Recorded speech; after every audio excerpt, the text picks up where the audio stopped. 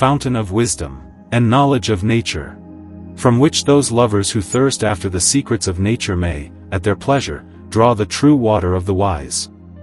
Advised and opened by an incomparable philosopher. By Anonymous.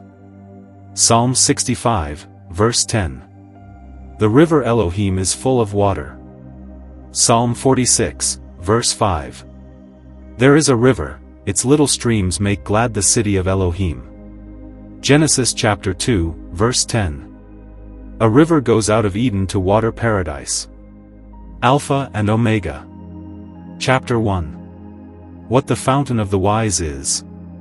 1. The fountain of wisdom has its origin from God alone, for it is a universal efflux, a breathing forth of divine power, a ray that illumines the heavens, pours itself into all the realms of this world, and nourishes and preserves them. 2. This fountain is, by nature, first conducted into the astral realm, and gives to all the stars their nourishment, without which they can neither subsist, nor to the remaining might be helpful to the creatures through their influence. 3. The astral realm is therefore, as it were, the first recipient of this fountain, which descendeth down from the high height of the Most High. 4. But from the stars it betaketh itself into the air, from the air into the water, out of the water it stealeth into the earth, from the earth it ascendeth again toward heaven.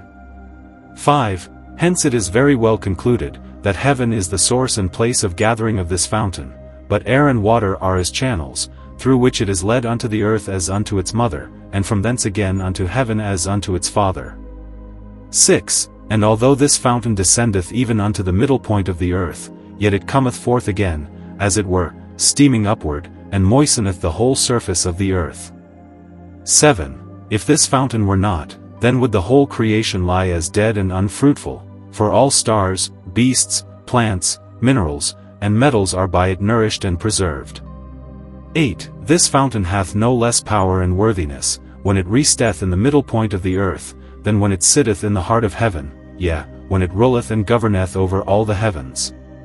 9. Whence it appeareth to be true, that that which is above is even as that which is beneath.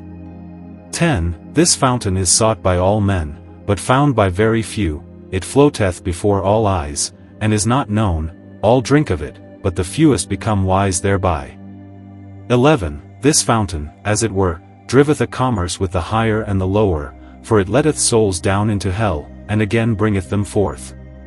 12. It is the beginning of life and of death, the soul of the elements, for it adorneth the world, and distinguisheth the species in nature, that one may see what they are in truth, and what they can do, otherwise the world would remain and be as a mingled lump.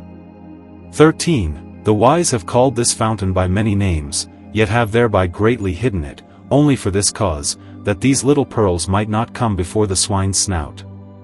14. Moved by fear of God and by love, I say that this fountain is nothing other than the humidum radical primogenium of every creature in the whole world. 15. This humidum radical primogenium is the essence of all natural things, and when it has been formed by the light or by astral influence, it then brings forth nobler kinds, as may be seen from the following chapter. Chapter 2. How manifold this fountain is. 1. There are 4 universal kinds, in which our fountain lieth hidden, for everything that is in the world is either astral, or animal, or vegetable, or mineral. These 4 kinds comprehend all things within themselves. 2.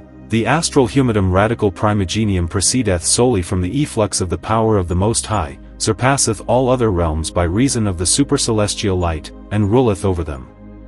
3. The animal humidum radical primogenium consisteth of the fixed moisture of the elements and of the subtle, heavenly ray, consists more of the heavenly created light, than of the fixed moisture of the lower elements. 4. Therefore all animals also have more of a heavenly nature than plants and minerals, and for that reason their powers and faculties are much more wondrous, and all this is on account of the light and heavenly spirit dwelling within them. 5. For heaven is far stronger and more full of growth in animals, whereas the fixed moisture of the elements in them is rarer, more subtle, and not of so tough and viscous a kind as in plants and minerals. 6. Plants generally have much fixed, airy and watery original root moisture, which is impregnated with the heavenly subtle light, from which they attain this visible growth and lasting power, by which they live, remain long, or endure, and from which all their powers proceed, and by which they are also distinguished. 7. Just as there are as many kinds of light in heaven, so likewise many different species are found among animals, plants, and minerals. 8. The humidum radical primogenium of the mineral kingdom is nothing else than that moist essence from which all minerals consist, endure, and by means of which they flow continually in the fire. 9. This their humidum radical is more of a very fat, tough, viscous, earthy and watery moisture, compounded out of airy parts, and afterwards united with the heavenly light, or ray of the stars. 10. This mineral moisture is, per antonomasium, i.e. by way of eminence, called a true and lawful fountain of the wise, because they alone seek it, and with all their powers strive after it, in order to accomplish wondrous things by it. 11. The firm moisture of the elements, which is found everywhere and united with the heavenly light, is the seed, or the purest part of each element, which it casts and lays down in the center of the earth. 12. In this center the power of nature, which is called the archeus, mingles these seeds together among themselves, and the heavenly light awakens the vapors and drives them up and down, so that, as they ascend and descend, they become bodies, but from the heavenly light, which lies hidden and rests in their center, they receive the true distinction. 13. From this seed arise, by nature, all fountains chiefly, however, that of the wise, which, as has been said, is of many kinds. 14. Yet all creatures of the four kingdoms draw from this one and most high fountain all that they need, for from an uncreated and eternal they take their origin, and by the same are they also nourished and preserved, for the Spirit of the Most High is in all things. If one takes that away from them, then they perish. Chapter 3. How the fountain of the wise becomes animal. 1. The fountain of the wise, in the beginning of its origin, is the seed of all the elements and of heaven, and therefore this seed is common to all four kingdoms of the world, so that everything can come forth from it. 2. But when the light and heavenly power which is in this seed has attenuated, made more subtle, the seed of all the elements and brought it to a certain subtle degree, then nature brings forth from such seed, and from its own radical moisture, an animal, which is called an insect, such as the fly, the molendib, mole cricket, frog, toad, etc. 3. For these insects are not generated in an orderly manner, but arise solely from the universal seed, and through the power of the implanted light of heaven, out of a seed brought to a certain degree of perfection. 4. And it does not hinder that also the perfect animals spring from the universal seed things, take the same away, so they pass off. Chapter 3. How the fountain of the wise becomes animal. 1. The fountain of the wise, at the beginning of its origin, is the seed of all the elements and of heaven, and thereafter this seed is common to all four kingdoms of the world, thus, everything can be generated from it. 2. But when the light and the heavenly power which is in this seed has attenuated the seeds of all the elements and brought them to a certain subtle degree, then nature brings forth from such a seed, and from its own radical moisture, an animal, which is called an insect, such as the fly, moth, frog, crab, etc. 3. For these insects are not generated in an orderly manner, but arise solely from the universal seed, and through the power of the implanted light of heaven, from the seed brought to a certain degree of perfection. 4. And this does not hinder that even the more perfect animals arise from the universal seed, but rather this has been ordained in the beginning of creation by the almighty hand of God, and these animals have thereafter received from God the power to multiply themselves through their own seed, which they will also retain until the end of the world. And here the divine blessing accords very well, be fruitful and multiply. For this word has given to all perfect animals the power to multiply themselves within themselves. 5. It is therefore impossible that perfect animals, differentiated into male and female, should be brought forth solely from the power of the heavenly universal seed. For this cannot happen in a natural way, otherwise God the Lord would not have created man and woman, as is to be seen in all kinds of animals. 6. But man, because he is the last among all perfect animals, was not in need only of divine assistance for the attainment of his perfection, rather, he also required a specially created light, which was poured in from outside into the seed particularly disposed for this purpose, by the power of which he could attain so high a perfection, and for which reason he was so greatly distinguished from the other animals. 7. It is therefore true that the fountain of the wise attains the animal degree partly from a power implanted within itself, which it received from the light and the heavenly spirit, partly by reason of divine omnipotence, which God implanted in it and communicated to it in the beginning of creation, partly by reason of a special created light, which it has received through and within the creation by divine infusion, by virtue of which it is raised to the final degree of a sensitive and rational soul. Chapter 4. How the fountain of the wise becomes vegetable. 1. Our fountain, or humidum radical mundi, the radical moisture of the world, can very easily attain to the degree of vegetable perfection, for it is, in and of itself, vegetable. 2.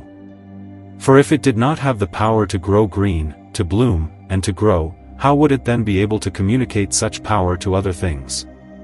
For this fountain grows green of itself, and brings forth all plants, and has no need of a mover, because it moves itself to this operation of growth. 3.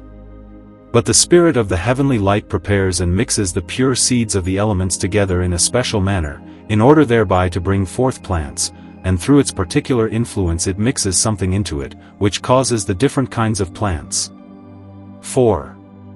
For from so many different stars our fountain also receives so many different powers, to drive forth this or that plant, and the astral influence, as it were, informs our fountain. 5. Accordingly, as has been said, the difference of the stars causes the difference of the plants, therefore no little herb is found on earth that does not have its star in heaven. 6. For in heaven there are innumerable and particular stars, which bring forth, nourish, and preserve different and particular herbs. The more powerful this special astral force is, the more abundantly this or that herb grows. 7. And it is no wonder that in one place or another a greater quantity of herbs grows than in another, for this proceeds from the astral spirit, which determines our fountain to this or that form. 8. Therefore the constellations specify our fountain, that is, the fixed moisture of the elements, which materially constitutes our fountain. 9. But the heavenly and astral spirit is the form of that fixed moisture of the elements, which brings to it the special determination. 10. But since this form is manifold, because of the so various influence of the stars, our fountain also brings forth by reason of the many forms thus impressed into it many kinds of plants. 11. The seeds of the plants always retain the specification once received, indeed the seeds are, as it were, children of the stars, therefore they always keep the likeness of their Father, together with his powers. 12. And no plant is to be found that does not have its seed, if not an outward seed, yet an inward one, for even the peasants know how, by roll together leaves of plants which otherwise bear no seed, to draw forth their natural seed in the winter time. 13. As indeed it is more than true that many herbs grow and thrive without previously sown or otherwise present seed, for the radical moisture is, in putrefaction, sharpened, acquired, and informed solely by, as it were, the spirit of a star, so that a new herb may spring forth. 14. We therefore conclude that our fountain, or the fixed moisture of all the elements, is, through the heavenly spirit of the light and the influence of the stars, specified, impregnated, and truly determined for the bringing forth of manifold plants. Chapter 5. How the fountain of the wise becomes mineral. 1. Our fountain appears of itself to become mineral, because it is born in the center of the earth, and there assumes far more an earthly and mineral essence than anything else. 2. Yet it is to be believed that, because it lies hidden in the center of the earth, it is wholly indifferent and not yet specified, until it is actuated by the heavenly spirit and informed or determined toward this or that mineral. 3. It is, however, actuated by this same spirit, in that it is especially set into such a condition as the metals require for their birth. 4. For since each star has such a power to inform our fountain accordingly, so that it may bring forth that to which it has been disposed, for example, the sun has power to dispose in all 4 kingdoms, but when it intends to generate an animal, it disposes especially the humidum of the animal, and according to this disposition it brings forth the animal form of the humidum thus disposed.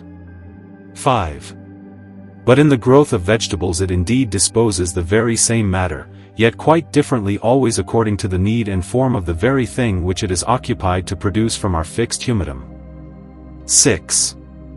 The sun likewise also holds the same process in the generation of metals and minerals, and thus the sun and stars bring forth manifold things, all according to the differing influence and disposition which they introduce into our fountain. 7. And it is to be noted that, when one has endeavored to generate gold in the earth by means of the sun, one must make our mercury, that is, our fountain, more earthy and more dry than airy and watery. 8. This disposed substance, and impregnated with the first qualities, purifies itself to the highest degree by sublimation and continual cooking in a closed vessel, and gradually converts what is earthy into an incombustible red sulfur. 9. This sulfur thereafter consumes its moisture, fixes and hardens it completely, so that they can never again be separated from one another, and thus the humidum is, through the redness of the sulfur, colored, fixed, and perfected into permanent gold, which has its greatest joy in the midst of the fire. 10. Thus the stars now dispose our universal fountain, through their particular power, to all kinds of sorts of metals and minerals. 11. For when they make our fountain more earthy and watery than fiery and airy, then our fountain is sufficiently specified for the generation of all kinds of minerals. 12. But the minerals vary and, as it were, change, when the earthy and moist is sharpened, gesierette, with particular qualities, which happens through purification, cooking, and fixation. 13. Finally, it is to be known that our fountain becomes mineral when the seed of water and of earth predominates over the seeds of the other elements, for thereby our fountain is made fixed, viscous, and heavy in weight. Chapter 6. How the fountain of the wise becomes gold. 1. The sunbeams penetrating inward to the center of the earth, with their subtle power, pierce through the fixed moisture of the elements which lies hidden there, make it living, sharpen it, witsend, sublime it, and cleanse it of all excrements. 2. This purified, sublimed, and, as it were, shut up into a firm chamber moisture of the elements is then for 1,000 years continually cooked, but at last it is coagulated and fixed into an earthly, sulphureous substance. It is beautifully red and incombustible, and, word unclear in print, fur, and volatile. It gives off solar rays from itself, which men dig out, and by fire reduce into gold. 3. This free matter nature cannot again dissolve with the most pure mercury, i.e. our fountain, nor can she further cleanse it of all impurity, otherwise, if she could do that, she would of herself and alone bring to light the dearest treasure of nature and art. 4. Therefore, for this, a clever master's hand is required, whereby nature may be helped, and therefore nature also cries without ceasing, "Help me, so will I help thee." 5. Nature can indeed generate gold, but she is not able to regenerate the gold and to perfect it into a super-perfection, still less to transform it into the gold of the wise, from which the difference between common gold and Sophic gold is made evident. 6. For nature makes natural gold without any assistance of art, but the wise take this same matter of nature, and by art lead it to a state of super-perfection. 7.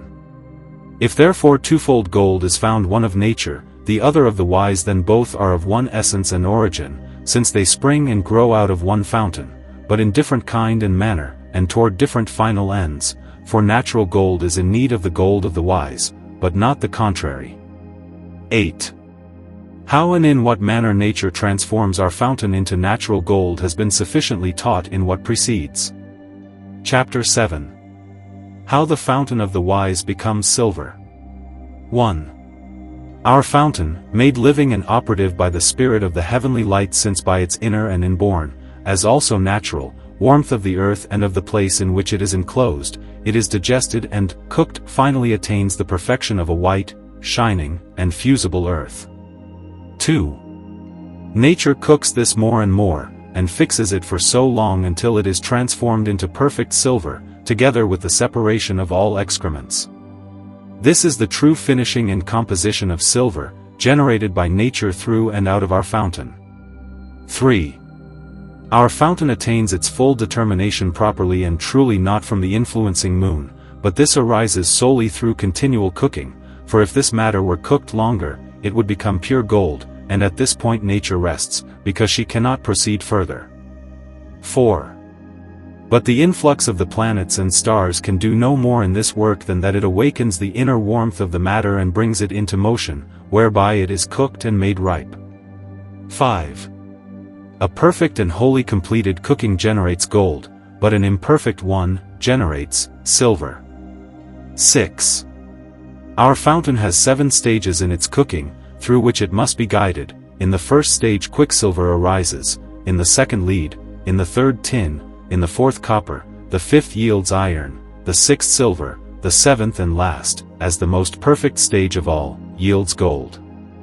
7. Yet I do not deny that the particular influences of the sun, moon, and stars should not contribute something special concerning the powers of the metals, only this is a hidden and inner operation, and happens in the first composition of our mercury, but not in its cooking. 8. For in the cooking all constellations come together and are united with the fixed moisture of the elements, since the strong and mighty spirit of light comes over the matter and disposes it, so that this or that metal must come to be from it.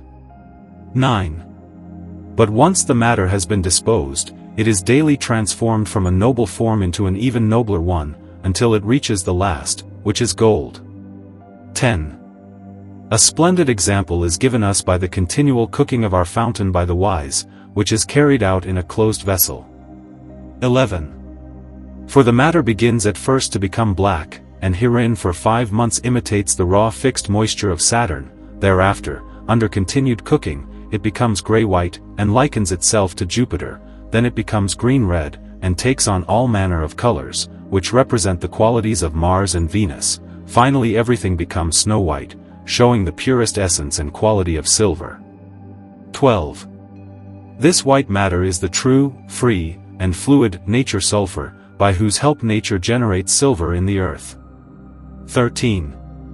This sulfur, when it is often dissolved, coagulated, and cooked in our fountain, then attains a very high degree of perfection, so that one part of it transforms innumerably many other parts of less perfect metals into the most pure silver. 14. It is therefore concluded that our fountain, by mere cooking, attains the true perfection of the purest silver, and this cooking is nothing other than an expulsion of the radical moisture, which is thereby transformed into a white, fluid, and fusible earth. Chapter 8. How the Fountain of the Wise becomes Iron. 1. Nature uses no other way or manner in the generation of iron than as she works with other metals and minerals, thus she does so here also with iron. 2.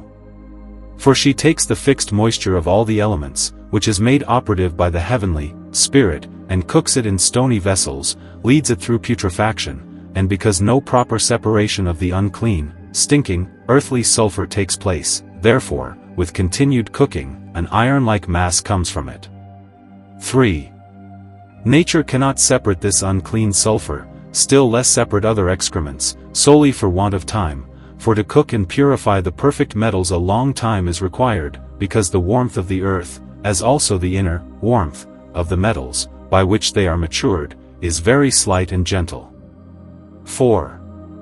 Although nature, even without our assistance, strives to separate off the sulfurous and combustible excrements, she is nevertheless hindered by men, so that she cannot attain her goal, for the necessity of iron, as it were, compels men to tear the matter, not yet perfectly worked out, from the earth before its time, to melt it, and to apply it to their uses. 5. Thus this impure metal cannot in any way be purified and extracted from its filth, except through the addition of the white and red sulfur of the wise, for as soon as such is added to it, the iron is at once transformed into gold or silver, something which nature cannot accomplish in 1,000 years. 6.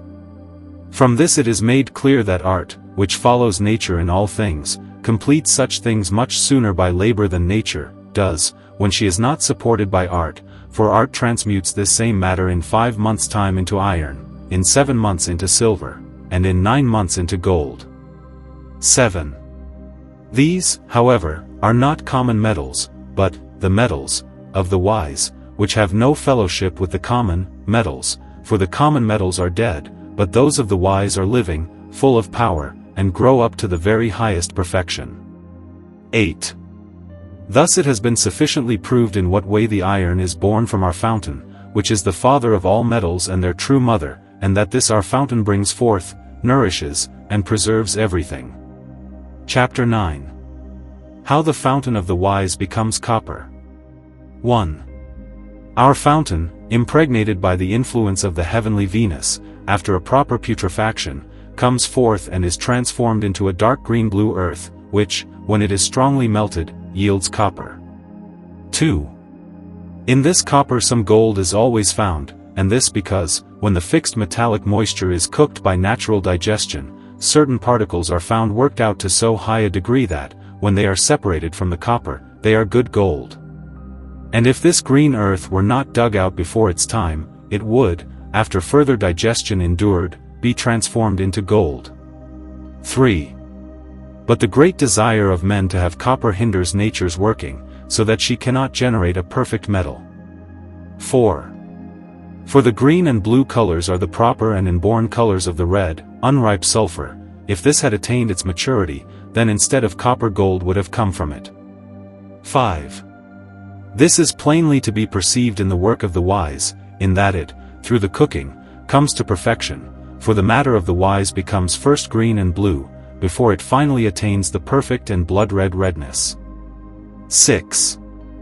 Likewise the metals in the earth take on manifold colors, in particular, however, they become green and blue before they attain the perfection of the sulfur. 7.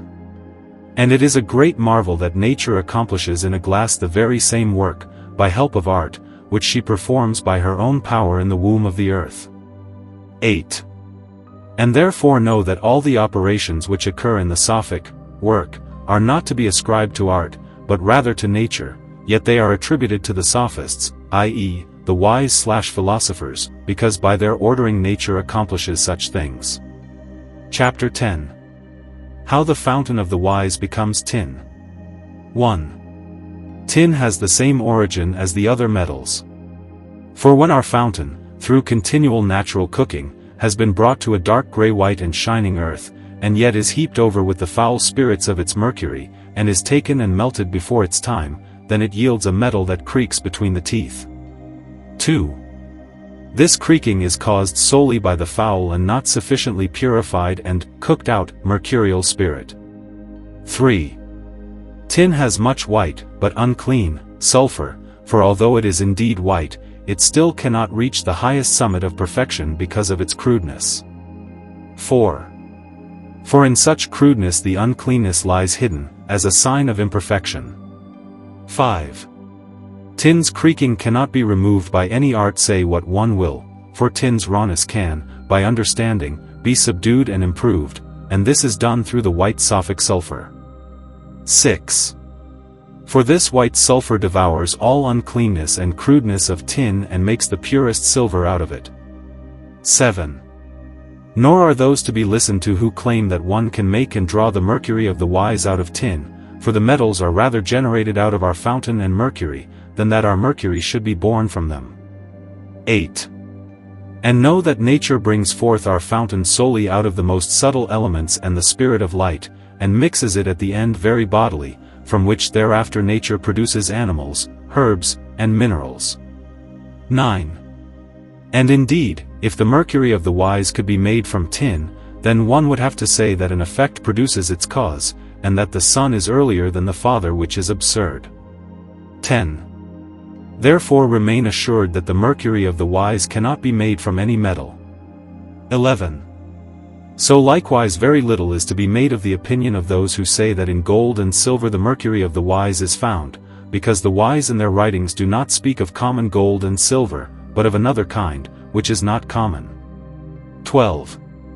And although in common metals the mercuriusophorum is in some manner hidden, yet it is nevertheless, as it is, and in the way it is, not the mercury of the wise, for this one is living, but that one dead, and this is enough concerning the impossible reduction of the mercury of the wise from tin and other metals. Chapter 11. How the fountain of the wise becomes lead.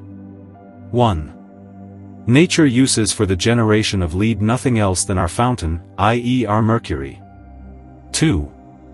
For she takes the fixed moisture of all the elements, which is mingled with the heavenly, life-giving spirit of light, and mixes it with all manner of heterogeneous, earthly and sulphureous moistures, and shuts it up in the caverns of the earth, cooks and digests the matter a long time.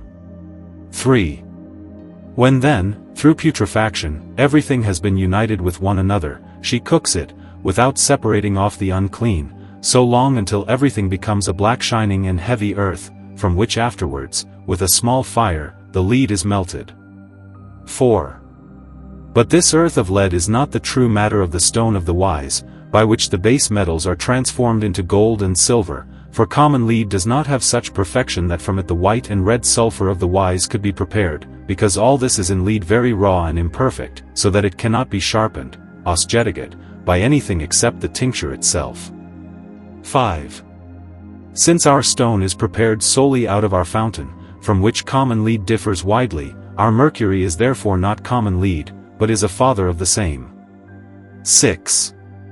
And although our fountain or mercury is indeed called lead, yet the wise always understand our fountain by it, from which alone our elixir is prepared.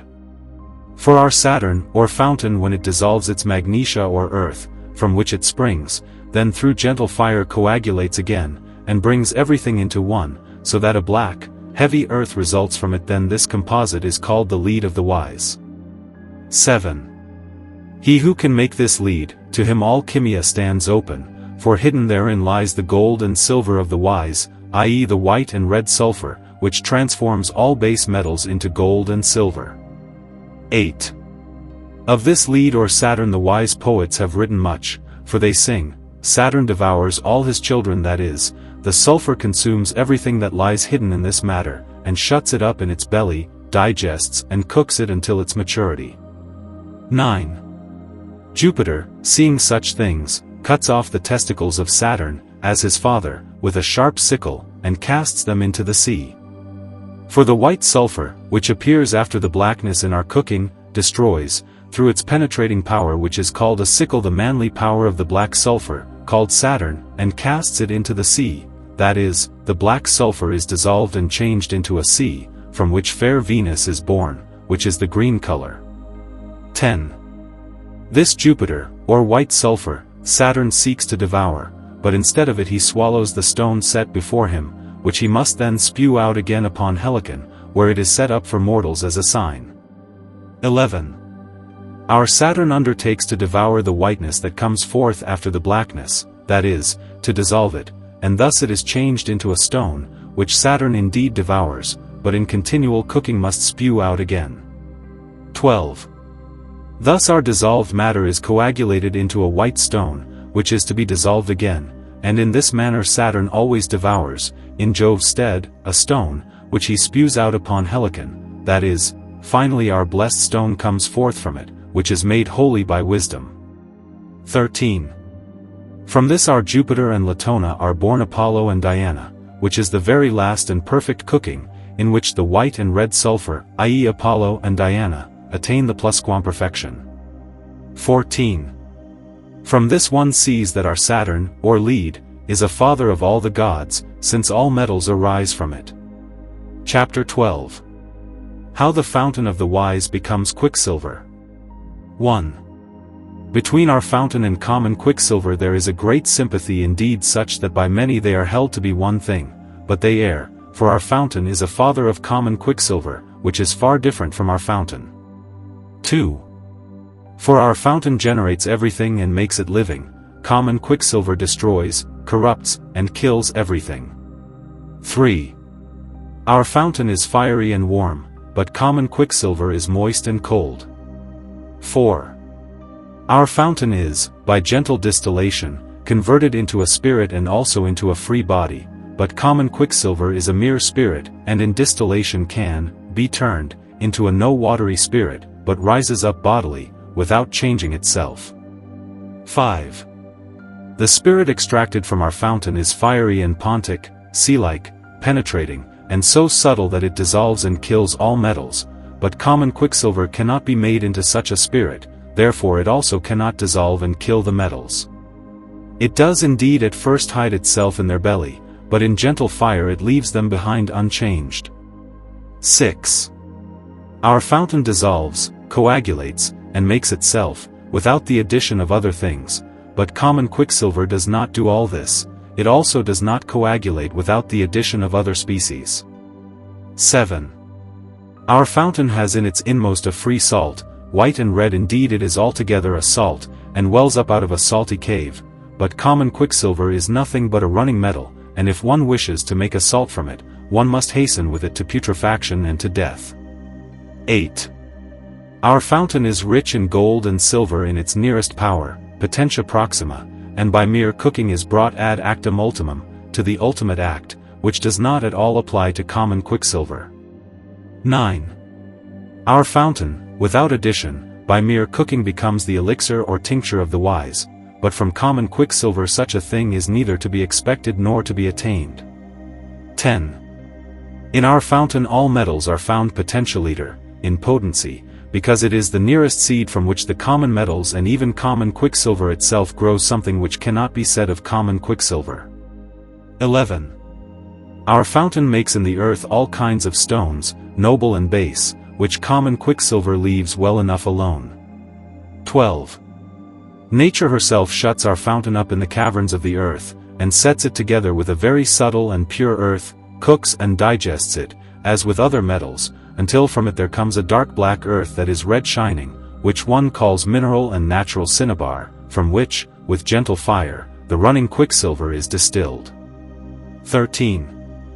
Yes, from this mercurial mineral or cinnabar or, by the natural warmth, vapors are sublimed, which run together on cold places and present the running common quicksilver. 14. Thus also, besides this, in many places on the surface of the earth common quicksilver is found, which sublimes from the mineral hidden in the earth, and from the nightly cold, as also from the heavenly dew, conglomerates, and becomes running. Chapter 13. How our fountain becomes known and revealed to the wise. 1. Our fountain must be made from two saline substances, which nevertheless spring from one root, otherwise it can by no means come before us and be recognized. 2. These two saline essences, under gentle fire, give a very fiery spirit, which has countless names. 3.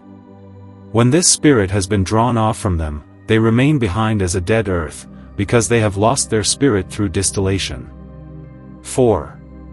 But if one gives this dead earth its spirit back again, it dissolves again under the gentlest fire, and from it there comes a blood-red liquor, which under continual cooking becomes redder and redder, then quite black, and at last thick and fixed. 5. The said dead earth, before it is set together again with its spirit, has also received very many names from the wise, which may be sought out in their own writings. 6. When this spirit has once been united with its body through due cooking, it cannot be separated again, but remain always together. 7. For through longer, continued cooking they finally become fixed and fire-enduring, and although they flow in the fire, they do not smoke away from it. 8.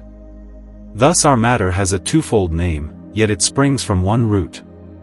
9. It is mineral, and by nature brought into a mineral form, yet left imperfect, it is easily fusible, and consists of a volatile and a fixed part. When these are duly set together, they putrefy, and then become perfect. 10. For when they are cooked, they take on all manner of colors, such as black, white, and red, but after the redness attained, they are not transformed back again. 11. This matter, after it has become perfectly white, or has attained perfect redness and fixity, then tinges all base metals into the best silver and gold. 12.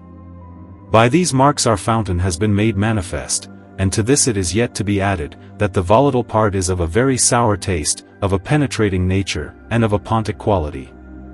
Chapter 14. That our fountain, in order to attain its perfection, has need of common gold and silver. 1. Without gold and silver our fountain cannot come to perfection. Yet this gold and silver are not common dug-up gold or silver, but something else, which nevertheless is not foreign to our fountain nor contrary to it. 2. For the gold and silver which contribute to the perfection of our fountain are born in the womb of our fountain, and are the free part of our fountain, of a twofold distinction, white and red. The white is called silver, the red gold. 3. Therefore it is more than true that our fountain cannot, without gold and silver, attain perfection, for gold and silver are its free and abiding part, which can, shall, and must fix the volatile. 4. This is that part of which it is said, dissolve the free part, and let it fly artificially. Fix the volatile, that it must lie still. 5.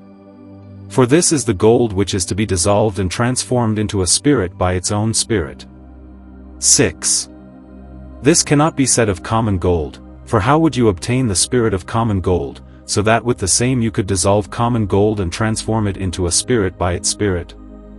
And this is also to be understood of common silver. 7. But where we speak of gold and silver, there is always to be understood that which is born in our fountain and already planted in it. 8. The heavenly spirit of the sun, when it is united with the fixed moisture of the elements, then by its warmth fixes and coagulates this same fixed moisture, and makes a special salt from it, which salt appropriates to itself the qualities and powers of the heavenly light, and strives to become and be like its Father. Therefore the wise call it gold, though in truth, in its essence, it is salt, and has the nature of salt. 9. Thus also the silver in our fountain is not common silver, but the salt hidden in our fountain, yet on account of its power and virtue it is called silver. 10. And yet it is only a single and not a twofold salt, one of which would be gold and the other silver. No. But this one single salt is, in certain respects, called gold or silver. 11. For when our salt attains the highest whiteness, we call it silver, but if it comes to the highest redness, we call it gold. Without this gold and silver our fountain cannot subsist. But to common gold and silver, what has been said can no longer be applied. 12. For although the wise, in the fermentation of their stone, have need of some common gold whereby the stone of the wise is so far determined that it changes base metals into gold, yet it does not therefore follow that common gold makes our stone perfect. 13. Our stone, for a blessing, makes common gold and silver much more perfect, for without our stone even what is otherwise perfect gold is imperfect and unfruitful. But when it is combined with our stone, it becomes living and fruitful, and can then, from its perfection, communicate something to the other metals. 14. Many strive to dissolve common gold and to bring it into a true essence, but it is in vain, and not necessary even once to think of it. 15.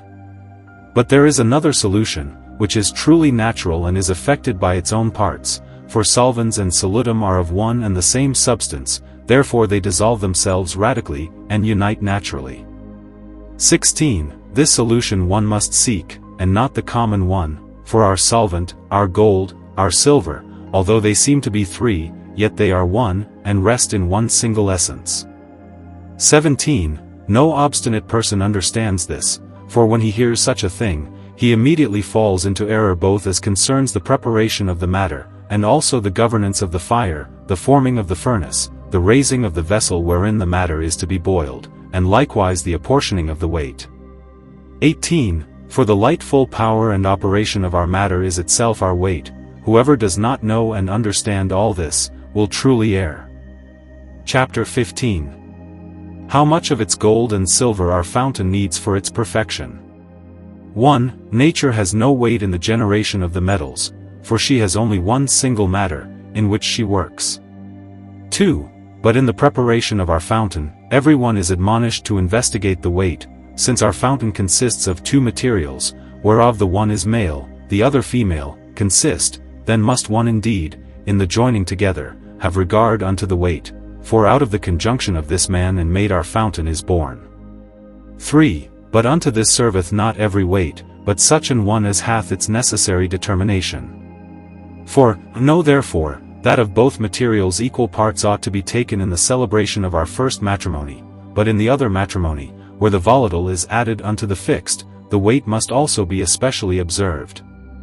5. For the fixed part must be solved, and by means of the volatile be made into water, therefore must there be more of the volatile than of the fixed in this solution and conjunction. 6. Some take 10 parts of the volatile to 1 part of the fixed, some 7, some 3, and herein the weight is diverse, yet it sufficeth to take so much volatile water as the solution of the fixed part requireth.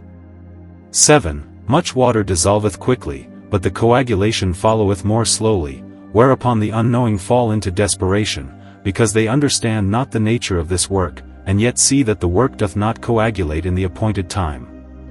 8. I have taken much water, but after the solution I have again abstracted the superfluous, and God hath richly blessed my work. 9. But there is yet another weight which is used in the multiplication, for moistening the white and red work, which is done by our highly rectified fountain, and in this case one must be very cautious with the weight, therefore it may be poured over only a paper's thickness, and this must then be repeated as often as need be, until the stone has drunk its fill and has become perfectly white and red. 10. In this operation art does not follow nature, for art has need of a certain weight, but nature is itself its own weight, for it takes as much as is necessary, the rest it thrusts away from itself, and keeps it or uses it for other works, for nature has nothing useless or superfluous. What does not serve this, is good for the other. 11. In conclusion, know that you ought to be intent on nothing more than to obtain our fountain, to which not only this little tract serves you, but also the foregoing one, called Lehrsäge der Weisheit und ALCHEMY, the teaching of wisdom and alchemy, together with the third, entitled Das Bier der Natur, nature's brew, which likewise give abundant instruction and explanation. For this fountain comprehends the whole Sophic work within itself, accomplishes the same, and also corrects and improves every error that might be committed. Therefore this fountain is held in such high esteem, because one needs neither fire, nor furnace, nor vessel, for our fountain is all of this, if indeed you understand it rightly. The end.